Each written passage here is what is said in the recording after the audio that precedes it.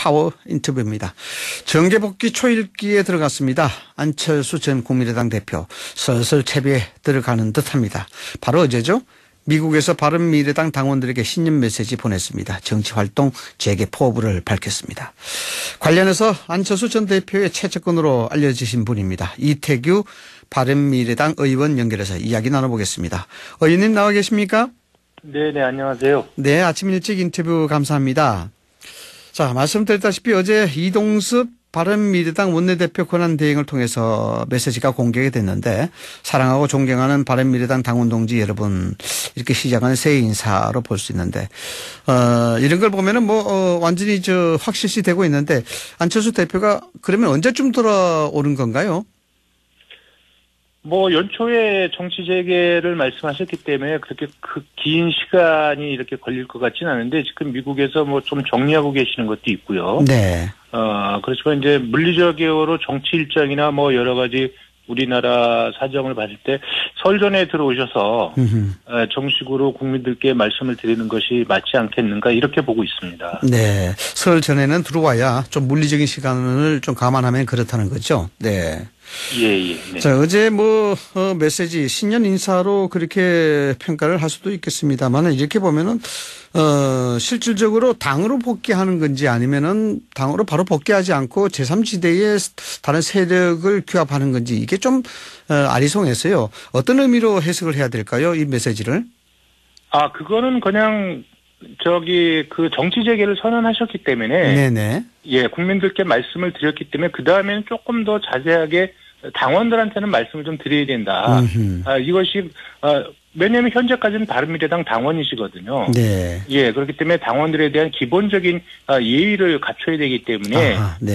말씀을 드린 것이지, 그것이 무슨 당으로 복귀하겠다, 이런 의미를 부여하는 건 전혀 아닙니다. 그런 의미하고는 조금 다른 차원으로 해석을 해야 된다. 그렇습니다. 네. 예. 아무래도 안철수 전 대표 지금 미국에서 상당히 고심이 많고 많은 생각이 있을 거라 보는데, 의원님, 이 복귀를 앞둔 상황에서 안철수 전 대표의 가장 큰 고민이 있다면 어떤 거겠습니까?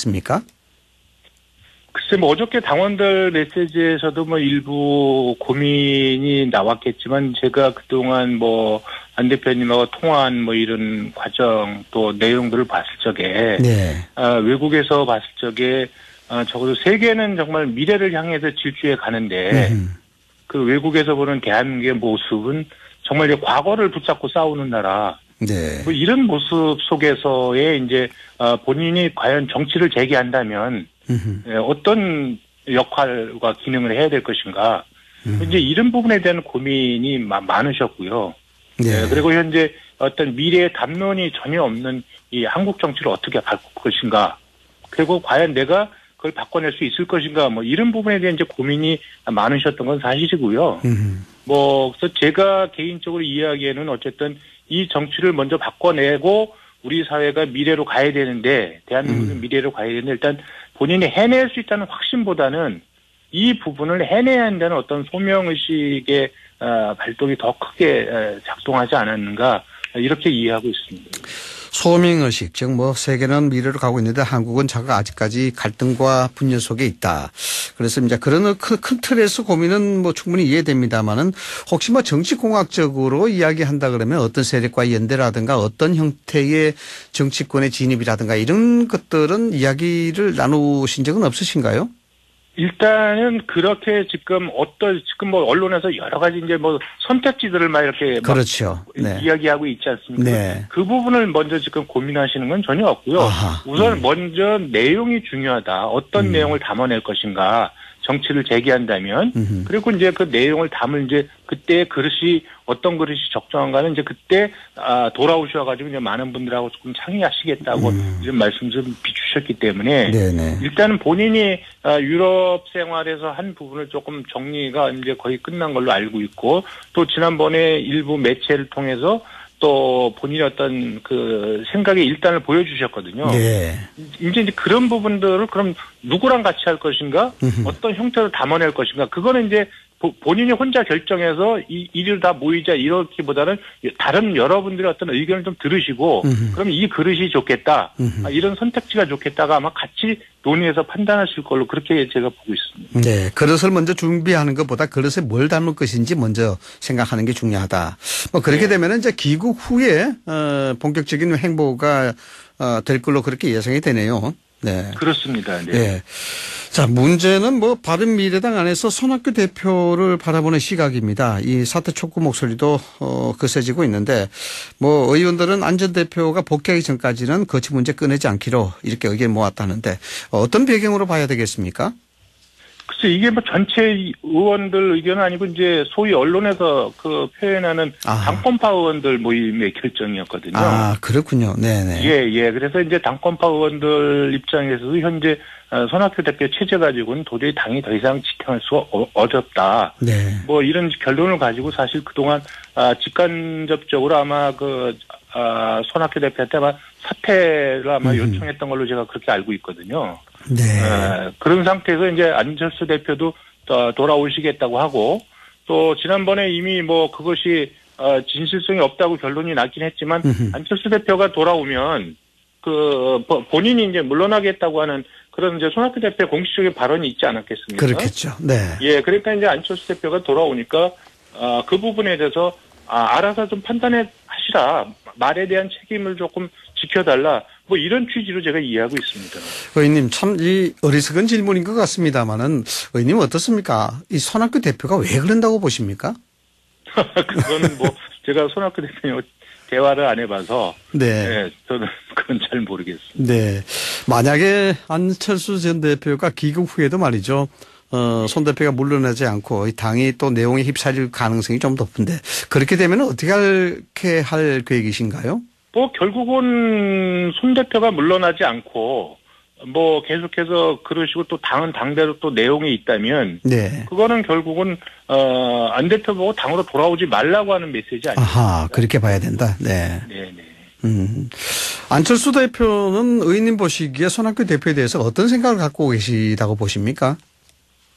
뭐 특별하게 손 대표에 대해서 그동안 뭐 언급하신 적은 없습니다. 언급하신 적은 없고 다만 이제 바른미래당을 만든 창당 주역의 한 사람으로서 이제 당이 이렇게 형편없이 무너져 내리는 거. 네. 뭐 이런 부분에 이제 안타까움과 책임감과 뭐 이런 게 지금 복합적으로 아마 작용하고 있을 거라고 생각이 들거든요. 네. 그리고 많은 분들이 당으로 돌아도 당의 모습 부분을 수습해 주길 바라고 또 많은 분들이 지금 바른미래당은 이미 더 이상의 비전이 없다. 그렇기 때문에 그 당에 가면 안 되고 새로운 틀을 고민하셔야 된다. 뭐 이런 여러 가지 요청들이 있는데 네. 그럼에도 불구하고 손학규 대표가 나는 당대표직에도 도저히 무너질 수가 없다. 네.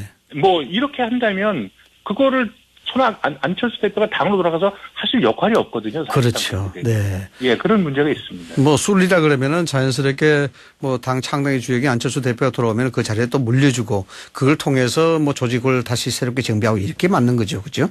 네. 네. 알겠습니다. 자, 의원님 저도 이 사실 좀 궁금했는데요.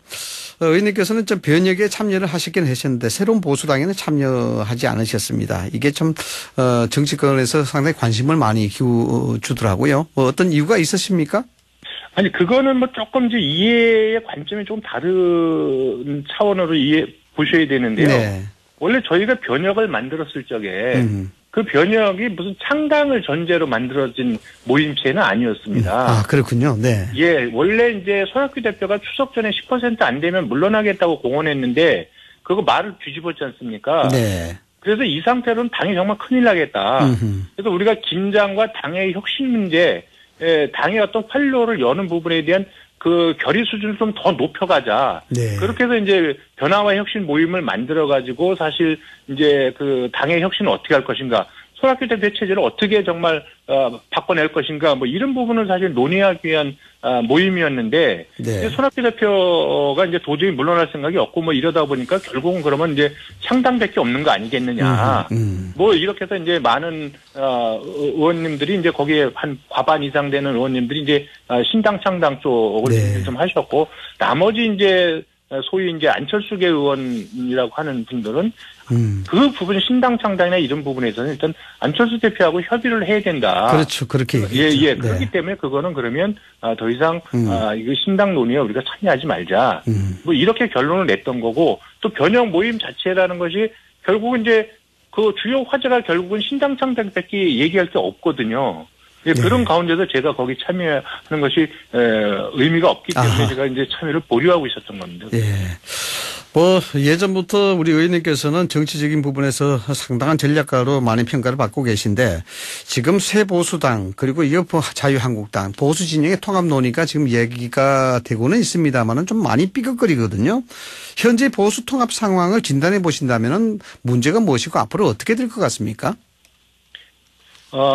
제가 볼 적에는 일단 통합이라는 것은 정치공학적인 어떤 이합집산이 아니라 일단 명분이 있어야 된다고 보거든요. 예. 국민적인 명분이 이제 그래서 이제 국민적인 명분은 현재 이제 문재인 정권의 어떤 실정이나 폭정을 저지하기 위해서 어떤 반문 그 단일 전선을 만들어야 된다. 뭐 이 부분은 저는 어느 정도의 명분이 있다고 봅니다. 다만 이제 국민들께서는 그런 그 반문이라는 것은 결국은 이제 그 안티 체제 아니겠습니까? 그렇죠. 네. 그런데 이제 야권이 과거에는 어떤 그 견제와 비판만으로 충분하게 존재 의미를 갖고 있었지만 이제 시대와 국민들은 그것을 넘어서 어떤 대안 체제까지 요구하고 있거든요. 네. 과연 이것이 그런 대안 체제인가? 이런 부분에 대한 어떤 국민적인 설득력 부분. 또 네. 지금 어떤 비전과 가치나 이런 공감대 없이 그냥 묻지만 뭉치자 수준으로 조금 제기되고 있거든요. 네. 예, 이런 부분은 제가 볼 적에는 결국은 국민들이 바라는 어떤 혁신적인 야권 통합이나 뭐 이런 부분하고는 거리가 많이 있다. 네. 예, 그런 부분에서 지금 국민적인 관심도가 떨어질 수밖에 없는 거 아니냐. 그리고 결국은 정치인들이 정말 국가를 위해서 나라를 위해서 저렇게 무엇인가를 하는구나 했을 적에 이제 관심과 감동이 있는 건데 그렇죠. 그 네. 전제라는 건 이제 희생과 양보거든요, 사실. 희생과 양보의 결단의 과정이 필요한데 지금 보수 통합을 주장하는 분들한테 과연 그런 것이 보이고 있는 것인가? 저는 그런 부분에서는 굉장히 회의적이다. 그래서 현재의 상태로 간다면 감동도 없고 실질적으로 통합도 만들어내는 게 어렵다 이렇게 보고 있습니다. 네, 희생과 양보, 그 진정성 이것이 명분이 돼야 되는데 그것이 보이지 않다. 예, 그렇게 예. 이제 말씀하시는 것 같은데, 자, 의원님, 이 공학적으로 좀 제가 여쭙겠습니다만, 그렇다 그러면 안 전 대표가 돌아온다 그러면 보수 통합에 어떤 요소로 작용할 것 같습니까? 저는 안철수 대표 개인은 본인 스스로 보수라고 생각을 안 하시고 네. 중도 실용이라고 스스로 이렇게 생각을 갖고 계세요. 네, 중도 실용. 네. 예, 그래서 우리 사회 이념의 금기를 깨야 된다고 이제 생각하시는 분이거든요. 네. 그래서 지난번에도 이제 그 이념에 찌든 이제 낡은 정치 패러다임이라는 표현을 썼는데, 예, 그렇기 때문에 그 이념에 찌든 낡은 정치 패러다임을 실용으로 바꿔내야 된다, 이제 한국 정치가. 뭐 이렇게 되는데 지금 집권 세력이 이제 뭐 좌파다, 뭐 진보다 이러니까 우리가 보수다, 우파다 다 모이자. 이렇게 또 진영 대결을 해나가자.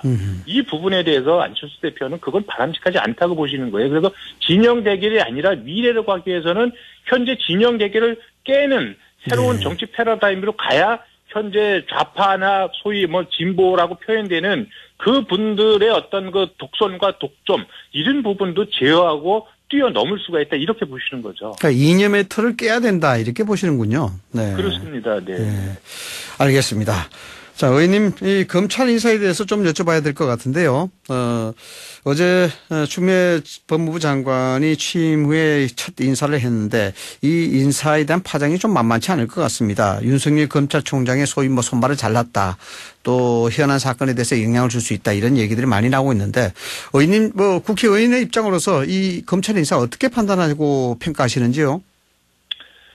글쎄요, 뭐 제 개인적으로는 저는 이건 정말로 이제 정권의 탐욕이 그대로 그 노출된 인사 폭거입니다, 사실. 네. 예, 그리고 명백하게 지금 검찰이 현재의 권력에 대한 수사를 방해하기 위한 의도가 그대로 다 담겨져 있거든요. 네. 그래서 세상에 과거에 어떤 정권도 과연 이런 인사를 한 적이 있었는가. 네. 예. 그래서 저는 이건 뭐 윤석열 그 총장 체제의 무력화 뭐 이런 것을 넘어서 네. 과연 국가 행정력 국가의 권력이 이렇게 작동돼도 이런 것을 민주주의 국가라고 할 수 있는 것인가? 네. 저는 오늘의 이런 인사 폭거를 자행한 분들, 저는 언젠가는 반드시 여기에 대한 저는 국민적인 심판과 사법적 책임이 저는 뒤따를 거라고 생각이 들고요. 네.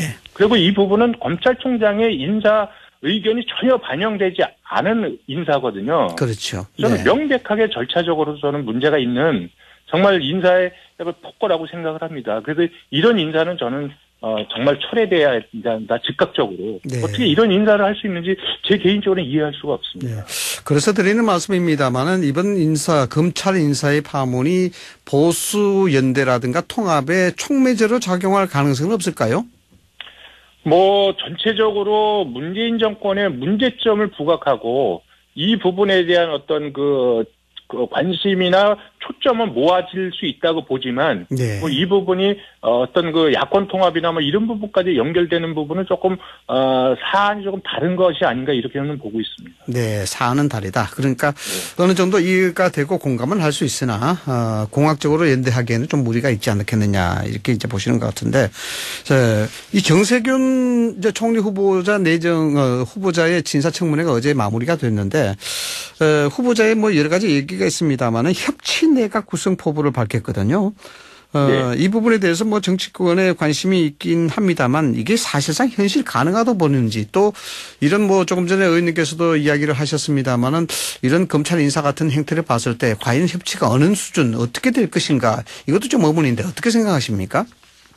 그게 현 정부의 어떤 국정운영 인식으로 협치를 이야기한다는 것은 저는 전혀 현실성이 없는 이야기라고 생각이 들고요. 네. 예, 이 정권이 한 번도 어떤 진정하게 협치를 할 의사가 없었고 이 정권의 협치라는 부분은 정권이 하는 일에 야당이 협조하는 거, 네. 이것이 협치가 아닌가 이렇게 착각할 정도로의 사실 그동안의 힘의 정치를 보여왔거든요. 힘의 정치를 보여왔다. 네. 예. 그래서 협치라는 것은 결국은 이제 상생 또 협력 또 양보의 의사 이런 부분이 전제되어야 협치가 가능한 것 아니겠습니까? 네. 근데 이 정부는 출범 이후에 한 번도 그런 모습을 보여준 적이 없기 때문에 그것은 어저께 제가 이해하기로는 그런 의지가 정말 있는지는 모르겠지만 적어도 이제까지의 과정이나 결과로만 보면 그건 이제 정치적 수사에 불과하다 이렇게 이해하고 있습니다. 일종의 레토릭에 불과한 것이지 거기에 의미를 둘 필요가 없다. 예. 네. 어쨌든 표결에 들어가면은 최종 인준 여부 결정하게 될 텐데요. 인준 전망 또 이 4+1 공조 체제가 또 힘을 발휘하게 되면은 여기에 통과 인준 통과는 무리가 없지 않을까요? 글쎄 일단 청문 보고서가 채택이 될지부터 얼마 시간이 좀 걸릴 것 같은데 거기서 아마 논란이 많이 되는데 그 청문 보고서 채택을 야당이 해줄지 저는 이제 그거부터 조금 의문이고요. 네. 지금 이제 또 사회적께서 말씀하신 대로 이 4+1이라고 하는 이 기형적인 어떤 짬짬이 네. 체제, 네. 그 산술적 수치로는 이게 통과될 것이 맞지만 그동안의 4+1을 통해서 이 여권의 어떤 그 위성정당 역할을 했던 분들이 많이 어떤 정치적 이해관계를 좀 챙겨간 측면들이 있거든요. 네네. 근데 이번에는 여권이 아마 줄 게 없을 겁니다. 예, 그런 측면에서는 조금 지켜볼, 통과는 되겠지만, 네. 과연 통과되는 어떤 그 비율이 과연 얼마나 될지 부분은 한번 지켜볼 필요가 있죠. 참 재밌는 분석이시네요. 결국 정치권이 소위 말하는 기브앤테이크라 그러면은 이번에는 여권에서 4+1 협의체에 던져 줄 게 없다. 그래서 결과 자체를 예단할 수가 없다. 이렇게 분석이 되는 건가요? 만약에 표결에 들어가면 통과 가능성은 있겠지만, 적어도 그 4+1의 그 산술적인 어떤 표가 그대로 나올지, 이 부분에 대해서는 조금 의문이다, 이렇게 봅니다. 예, 알겠습니다. 아침 일찍 인터뷰 응해 주셔서 다시 한번 감사의 말씀 드리겠습니다.